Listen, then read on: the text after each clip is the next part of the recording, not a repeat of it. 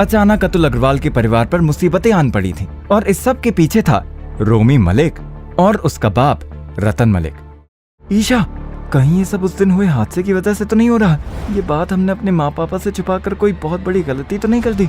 ये सब सोचते हुए स्नेहा ने कहा, मैं अभी ईशा को सब बताती हूँ, फिर देखते हैं क्या करना चाहिए। तभी स्नेहा ने ईशा को फोन किया और उसने धीमी आवाज में पूछा, ईशा, उस दिन तेरे साथ जिस रोमी मलिक ने बदतमीजी की थी, क्या वो मलिक इंडस्ट्रीज का मालिक है? यहाँ ईशा ने जैसे ही स्नेहा की बात सुनी वो घबरा गई। उसने स्नेहा से पूछा, हाँ, लेकिन आप ये क्यों पूछ रही हो? क्या हुआ? ईशा के पूछने पर स्नेहा ने उसे सारी बात बताई कि किस तरह मलिक ग्रुप उन लोगों को बर्बाद करने में तुला हुआ है। सच्चाई जानने के बाद ईशा बहुत घबरा गई। दीदी, उस दिन जीजू ना होते तो ना जाने मेरा क्या होता। मैंने तो अपनी जान ही दे देनी थी। राघव जीजू ने उस रोमी को बहुत मारा था, शायद उसी का बदला ले रहा है वो। लेकिन अब ये बात हमें घर पर बतानी होगी। मैं अभी घर आ रही हूँ। इतना बोलकर ईशा ने फोन रखा और तुरंत ही अग्रवाल विला आ गई। वो जैसे ही घर में अंदर आई तो उसने देखा वहाँ प्रीति, स्नेहा और गीता समेत उसके पिता भी मौजूद थे। सब लोग बड़ी टेंशन में थे और जैसे ही गीता ने ईशा को वहाँ देखा वो चौंकते हुए बोल पड़ी, तो यहाँ क्या कर रही है? तुझे तो हॉस्टल में होना चाहिए था ना, और तेरे मुंह पर ये चोट कैसे लगी? स्नेहा ने अपनी माँ की बात बीच में ही काटते हुए बोला, माँ, इसे मैंने यहाँ फोन करके बुलाया है। ईशा की चोट और घबराहट देख अतुल अग्रवाल समझ गया कि कोई तो बात है जो ईशा उन सबसे छुपा रही है। तभी उसने चिंता भरी आवाज में ईशा से पूछ ही लिया, ईशा बेटा, आखिर बात क्या है, बताओ मुझे। ईशा ने बड़ी हिम्मत करके घबराते हुए उन सबसे कहा, पापा, वो एक्चुअली हम लोगों के साथ आज ये जो कुछ भी हो रहा है, इस सब की जिम्मेदार मैं हूँ। ईशा की बात सुनकर उसकी बड़ी बहन प्रीति चिल्लाते हुए ईशा के पास आई, तू जिम्मेदार है? तुझे आइडिया भी है कि तेरी वजह से आज हम सब लोग सड़क पर आ गए हैं? गीता को अपने कानों पर विश्वास नहीं हुआ।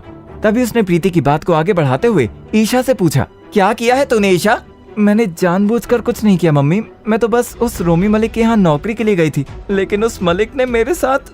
रोते हुए ईशा अपनी बात बता रही थी कि तभी गेट से अंदर आते एक लड़की की जोर की आवाज आई, इसकी बात मत सुनिए आंटी, ये झूठ बोल रही है। दरअसल आप लोगों के साथ जो भी हो रहा है इसमें इसकी कोई गलती नहीं है। ये सारा कसूर राघव का है। आपकी इस हालत का जिम्मेदार राघव है। उस लड़की की आवाज सुनकर जैसे ही सब लोग पीछे गेट की तरफ मुड़ते हैं तो उसे देखकर सब लोग चौंक जाते हैं। ये सोनिया थी जिसने वहां आकर मौके पर चौका लगाया। सोनिया लिविंग रूम में दाखिल हुई और उसने ईशा की तरफ देखते हुए कहा, तुम क्यों अपने आप को दोष दे रही हो ईशा? फिर गीता की तरफ देखते हुए बोली, आंटी, इस लड़के राघव को ज्यादा हीरो बनने का शौक था और उसने छोटी सी बात पर जबरदस्ती रोमी मलिक की इतनी पिटाई कर दी कि उसे अस्पताल जाना पड़ा। इसी वजह से तो रतन मलिक इतना नाराज है। पूरी सोसाइटी को इस बारे में पता है और आप सब अब तक इस सच से अनजान हैं। ये सुनकर स्नेहा को काफी बुरा लगा कि अभी भी लोग राघव को ही दोष देने में लगे हुए हैं। वहीं दूसरी तरफ गीता अग्रवाल का चेहरा गुस्से से लाल हो चुका था। इस राघव को तो मैं छोड़ूंगी नहीं। माँ, लेकिन जीजू ने। ईशा राघव की सफाई में कुछ बोलती इससे पहले ही गीता बोली, बस बहुत हुआ, तुम दोनों काफी कुछ कहे और कर चुकी हो, अब और नहीं, अंदर जाओ दोनों। जहाँ एक तरफ अग्रवाल हाउस में बवाल मचा हुआ था, वहीं दूसरी तरफ सोनल मेहरा अपने बेटे रोहन के साथ उसके कमरे में खेल रही थी। रोहन अब पहले से काफी बेहतर दिखाई पड़ रहा था। तभी उसने सोनल से पूछ लिया, मम्मी, राघव अंकल कब आएंगे? क्यों, तुम्हें उनकी याद आती है? सोनल ने मुस्कुराते हुए रोहन से पूछा कि तभी घर की बेल बजी और जब सोनल ने नीचे जाकर देखा तो उसे पता चला कि उससे मिलने कोई और नहीं बल्कि उसकी दोस्त मोनिका तलवार का भाई सूरज तलवार वहाँ आया है।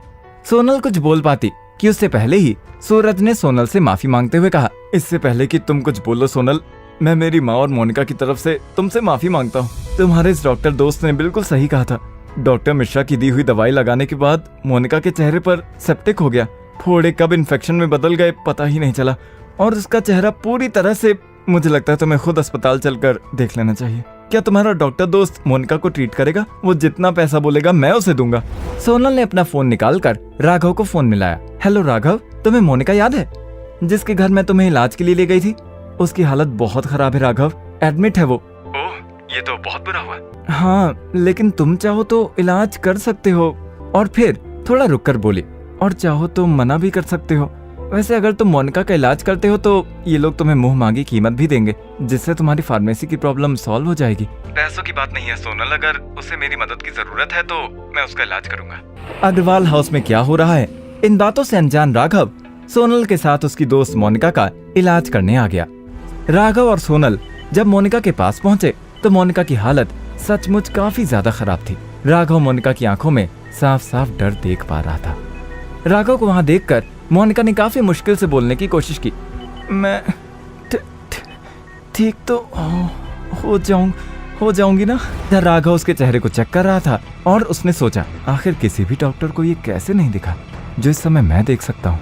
शायद इसीलिए कोई इनका इलाज ठीक से नहीं कर पाया, क्योंकि इस बीमारी की जड़ कुछ और है। राघव ने तुरंत मोनिका की नब्ज चेक की।